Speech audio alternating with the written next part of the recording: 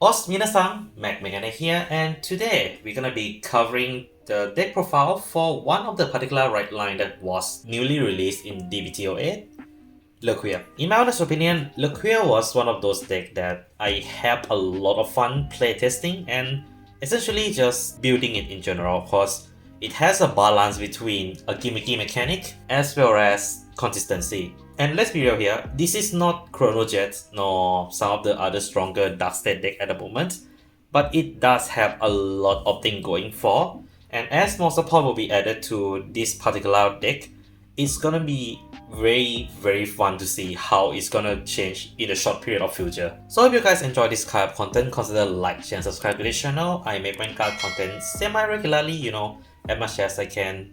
So if you guys enjoy it, do follow those content. And also I do stream on Twitch, doing some Vanguard stuff and other stuff as well. So if that's your thing, do check out my Twitch as well. And yeah, without further ado, let's start off with the right lines. So for the right line, we decided, of course, we need to go with the Pale Moon right line because, it's one of the optimal right line to play with this deck. And for a very good reason as well. For one, it is a very powerful right line because it's allowed you to guarantee to get one single card from your deck, depend on whatever you get using arena effects. So essentially what you will do is ride to arena, then ride into the Lilian and get one card from the top 7 and then ride into the Luquier. So in my honest opinion, this right line in general is actually pretty useful because of the fact that it can be compatible with other right lines. The only thing that will not be compatible is their rearguard effects. And overall, this is not a bad thing because you can kind of play into different right line. It's particularly Pale Moon right line with this particular right line. So if there's future encounter card that require you to use different Luquier, this will be very relevant. Moving on to the grade 3, it's actually very standard, nothing too special with it, but it is very important nonetheless. So starting off with the 3 right, Persona right, I mean this is standard D, so Persona right is a very important aspect of the game unless you're playing Barrow Magnus. But yeah, running Persona right for Luquier also has some advantage because you can kind of fetch it using the aforementioned right line. And yeah, in general, a very important card to run, even though it is kind of a garnet. Then we move on to another important crux of the deck. It's not as garnet, but it is a necessity and one of the weakness of the deck, and that is the order cards. So just for those who don't understand, the order card allow Luquier to be able to go into 4 attacks with the Pale Moon units only. So because of that, it is important for you to either able to recycle this card well, or able to have this card in your hand or your soul as soon as possible. So running 4 to me is the obvious choice here. But if you want to run lesser amount of this particular order because it's an order card, you need to make sure that your recycling game is top notch. And last card is not the most important in terms of offense, but defensive utility. Sujete, I'm not sure I pronounced the name correctly or not, but essentially Sujete is a counter charger for this deck, and what makes her so good, and that's why I run 3 copy of her, is the fact that you need to play enough copy of her to more or less recover your resource because every turn Luquier will use at least 2 counter blasts. So ability to just gain back 1 is actually pretty huge. Also, yes, she does Soul Blast, but I think with the other cards in the deck, you will more or less balance out the cost as well. Especially with the fact that Luquier can suck in rearguard to get a free draw, meaning that you have additional soul for the cost of Sujete and other units in this deck as well. Moving on to the grade 2s, of course we have the most broken Pale Moon unit /D unit that released in the DBT08, Rising Dragon. It has essentially 2 utility. First one is its on place effect, which essentially allow you to filter your hand using maybe cards like Order to put into your soul to just get additional draw out of it. Second is its offense, because for every card you call from soul, this thing gets more power. And if you can call total of 4 or more, which Luquier most of the time able to achieve that, you get additional 10k. So this is a 30k beastic for Luquier without any external boost. You just need to make sure that you call 4 cards out from soul during that turn. That's pretty much about it. That is also a reason why there are some Luquier build that has a Mikani engine in it. So for those who don't know what Mikani engine is, essentially is the whole Mikani right lines, which is the grade 3 and the grade 1, as it essentially be considered as calling out from soul, allowing you to have one turn earlier rush from the Rising Dragon. Sorry, one attack earlier to be precise. But yeah, in my honest opinion, Mikani engine works, but I feel that the deck as itself is already consistent enough to be able to get that without having a lot of problem. Of course, there are still some weakness, which I will be going through as we go through. And then we have a second Beowulf unit that I run in this deck, and that is Lilian. Lilian, in my opinion, is very simplistic but very useful because it has a 15k base power when placed, and it is work as a 10k shield. So together with the Luquier effect with plus 5k and with the personal rise and everything, this card can get to the high power very quickly, and it's not exactly a bad card to call out, especially you can swap it out for rising later on if you're trying to push, or keep it on the field as an additional 10k is very helpful. Then this is my tech choice of choice, and this will, I think this card will kind of cause some confusion, and some people may not agree me with this, but personally for me, Mateo Barra, two of them just enough. You see, Mateo Barra, in my opinion, in this situation for Luquier, is better than Falcate. The problem with Falcate, in my opinion, is that it has a restriction of putting a specific grade into the soul. This means that you consistently have to soul blast cards out from your soul to actually consistently use Falcate effect, which is not a bad thing, I mean, Falcate is a fantastic card. But personally for me, Falcate use at the moment has been very limited. The reason that it costs so much is because of the fact that it is compatible to some of the strongest decks in the game right now for the Dark States. In this case though, Mateo Barra has a lot more use because, for one, it allows you to put any card from Drop Soul into Soul. Doesn't have any grade requirement for it.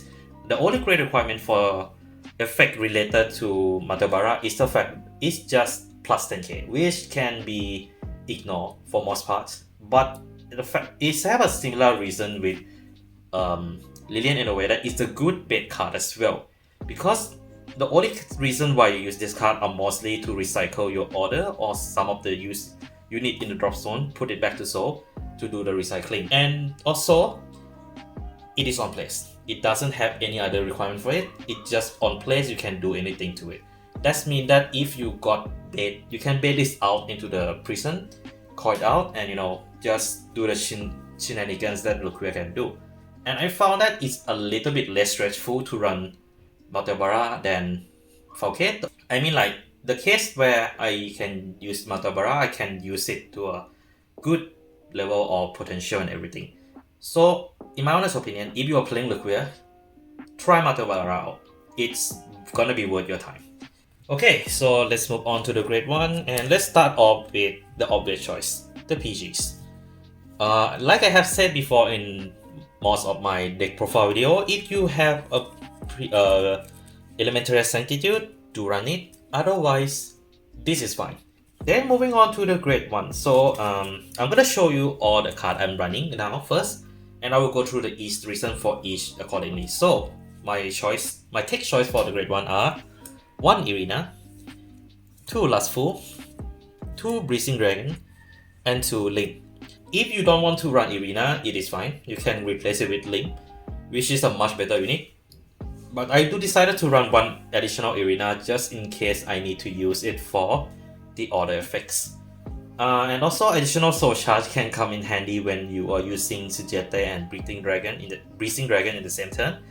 And yeah, overall, very simple, very effective unit that you can replace with anything. Like, this is like a free slot, you can just replace it with any of the 3 or Falcate if you want to. And then Lustful Songster. Okay, this I have some explanation to do because it's not exactly a very good unit, but I do have reason to running it. For one, yes, it's an on-hit. I am not a fan of on-hit, but for this situation, it kind of works. You see, with this card and Luquier, this is essentially an 18k booster. Because when it called from Soul, it plus 5k on its own with additional ability to put itself back to Soul if the booster attack hits to get a free drop.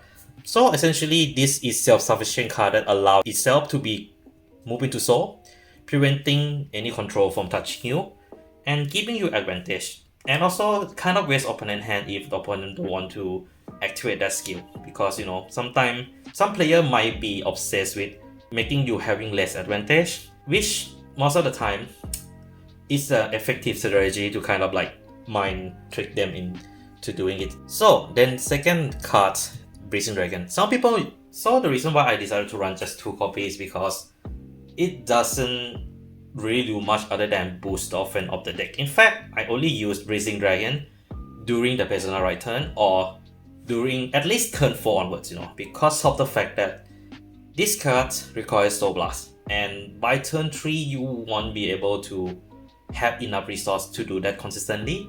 But once from turn 4 onward, you more or less will be using it almost every turn. And not only that, I see that the deck already gained enough offensive power.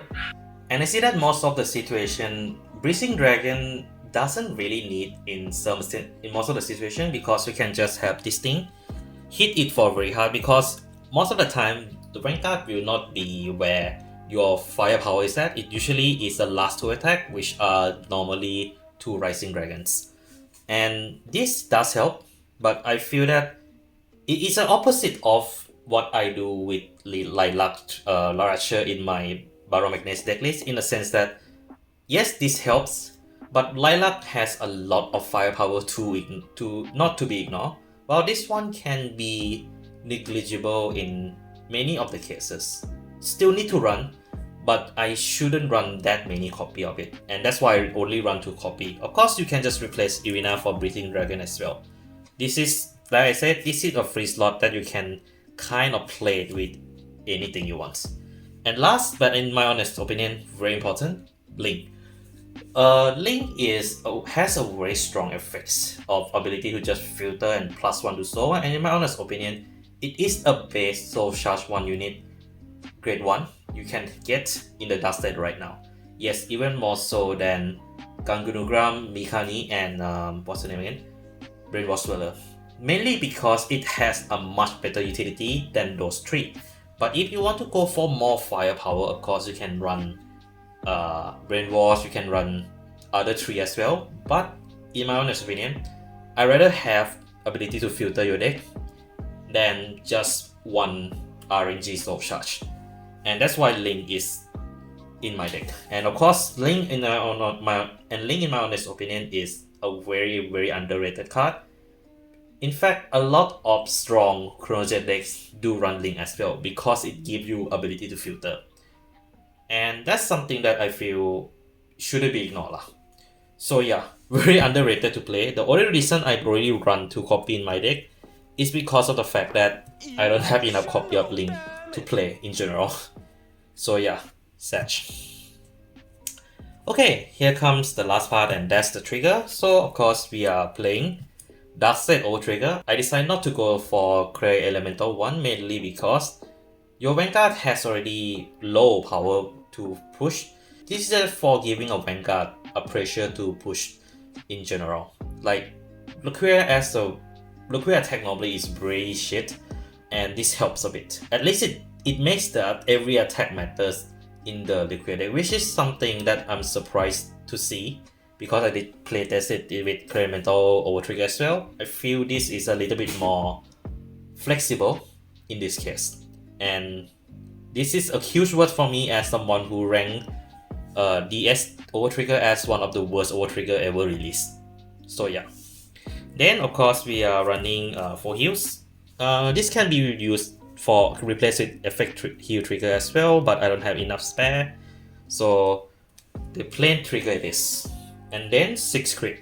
Same reasoning with the heal. If you have a spare effects critical trigger, go for it. Otherwise, I think running a normal critical trigger does help, but effect crit does help to recycle in the Luquier as well because its ability to put itself into soul. So there are some utility here. So if you can get more effect crate, just go for it. I will definitely put more in if I get more in the DBT09 as well. And last but not least, and this is gonna be quite an conflicting choice because some people might think, oh, Luquier actually doesn't really draw as much. And for some of the people might say, oh, Luquier actually have enough draw power. And for me, I'm on the latter side. And that's why I'm running fronts. Because of the fact that Luquier draws so much, it doesn't increase in the quantity, but it does draw due to the effects. And because of that, I feel that having more cards with the highest shield value actually is more useful in Luquier than having more drops. And you can kind of see the difference in the time when I start playtesting this deck back in the CFA. I think it's quite a few months stream ago, and my recent remote fight, which I have been using this, and you guys can see that up front actually can help the deck a lot.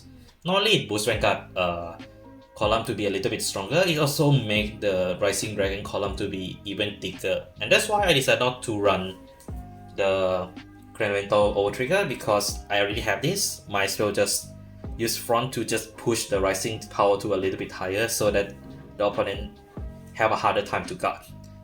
And overall, yeah, that's pretty much about this deck. The only weakness I would say about this deck is just if you cannot get Rising or the Order at all, you will be hugely in a disadvantageous position. But most of the time you won't need to worry about that because the deck has enough draw, not draw power, I would say enough, it has ability to go through deck faster, as well as has enough searchability to really push for the combo to be consistent. The other card that I would recommend you guys to try out if you want to are of course Sherry, if you don't care about Counter Blast too much, but it's a good card for filtering out the decks. Of course, Falcate, depend on the way you build. I would say Falcate is better in certain builds, but in this particular build, I would not recommend against it. And for now, that's you can you can technically run that DBT09 new order as well if you want to. It's a weird card to play, but for a deck that does need a specific card in soul, ability to reorder your soul to the way you desire can come in handy as well. But do know that it does cost quite a bit, that stupid card. So yeah, that's all I have for today. If you guys happy with this deck list, do leave a like. If you have other ideas, do leave in the comment as well. And yeah, that's all I have for today. And I'll be covering the other deck, Chaos deck, in the next video. So stay tuned. And of course, take care of yourself. And this is McMegane signing out.